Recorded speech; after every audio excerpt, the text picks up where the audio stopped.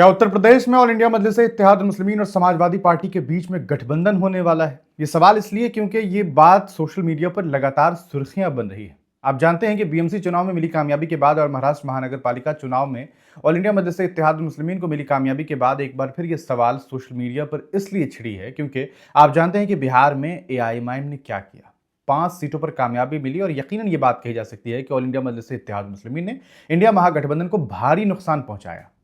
और अब ये कहा जा रहा है कि अगर असदुद्दीन ओवैसी और समाजवादी पार्टी के प्रमुख नेता अखिलेश यादव के बीच गठबंधन नहीं हुआ तो अखिलेश यादव को समाजवादी पार्टी को बुरी तरीके से वहां शिकस्त मिल सकती है, क्योंकि ओवैसी एक बड़े फैक्टर के तौर पर वहां उभर सकते हैं और इसका नुकसान समाजवादी पार्टी को देखने को मिल सकता है। लेकिन इस बीच राजभर साहब हैं, एक समाजवादी पार्टी से मेंबर ऑफ पार्लियामेंट है, यानी कि सांसद हैं, देवरिया जिले से है उनका ताल्लुक, और वो मेंबर ऑफ पार्लियामेंट है और उन्होंने मीडिया के बीच साफ तौर पर यह बात कही कि अगर जो पीडीए जो इनका गठबंधन है, जो इनको अखिलेश यादव का जो गठबंधन है, अगर पीडीए की सोच और विचारधारा के साथ कोई साथ आना चाहता है तो हम गठबंधन करने के लिए तैयार हैं। मीडिया के लोग सवाल करते हैं कि क्या एआईएमआईएम के साथ ओवैसी जी के साथ गठबंधन करेंगे। उन्होंने साफ तौर पर कहा कि पीडीए की जो सोच है, विचारधारा है, अगर उसके साथ गठबंधन करने की बात आएगी तो गठबंधन होगी।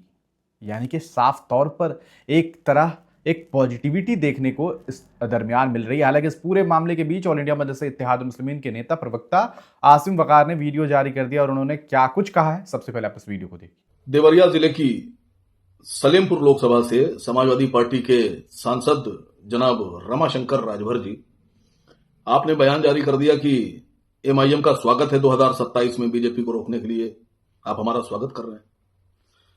रमाशंकर जी, सबसे पहली बात तो आप हमें स्वागत पब्लिक में आकर कर रहे हैं, मीडिया में कर रहे हैं, लेकिन आप ऐसा स्वागत करते हैं, आप ऐसे मेहमान नवाज हैं कि पहले आप हमें घर बुलाते हैं मीडिया में बयान जारी करके, और उसके बाद में जब हम आपके घर जाते हैं तो आप हमें बेइज्जत करते हैं, हमें जलील करते हैं, आप हमारे मुंह पर अपना दरवाजा बंद कर देते हैं, दरवाजा ही नहीं खोलते।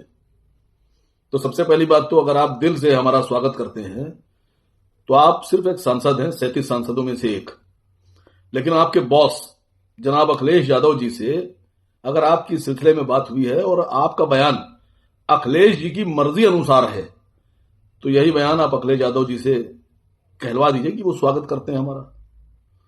हम अपना स्वागत करवाने के लिए तैयार हैं, आप हमें बुलाइए घर, हम आपकी दावत पे आने के लिए तैयार हैं। लेकिन ये गलत बयानी जो आप कर रहे हैं पब्लिक में, आपने मैसेज जारी कर दिया, आपने बयान जारी कर दिया कि एमआईएम का स्वागत है, जनता समझेगी कि आप हमें स्वागत कर रहे हैं, और जब हम जाएंगे तो आप हम पर दरवाजा बंद कर देंगे। तो आप ये मैसेज दे रहे हैं कि साहब हम आना नहीं चाहते, आप हमें बुला रहे हैं।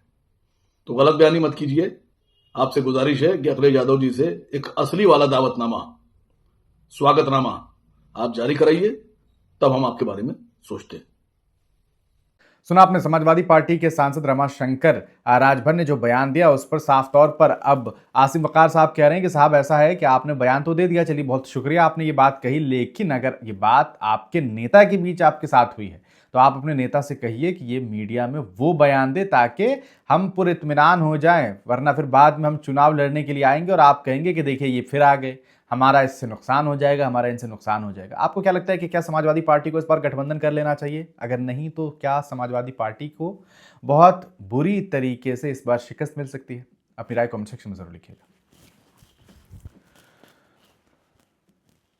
दोस्तों, बिहार विधानसभा में 5 सीट जीतने के बाद महाराष्ट्र के नगर महापालिका चुनाव में लगभग 125 सीटों पर मिली कामयाबी के बाद अब लोग सोशल मीडिया पर यह कह रहे हैं कि एआईएमआईएम के साथ समाजवादी पार्टी को गठबंधन कर लेना चाहिए। 2027 में आपको मालूम है कि वहां विधानसभा का चुनाव है और अखिलेश यादव की पार्टी लगातार ये कह रही है कि इस बार वह योगी आदित्यनाथ को तख्त से हटा करके रहेंगे।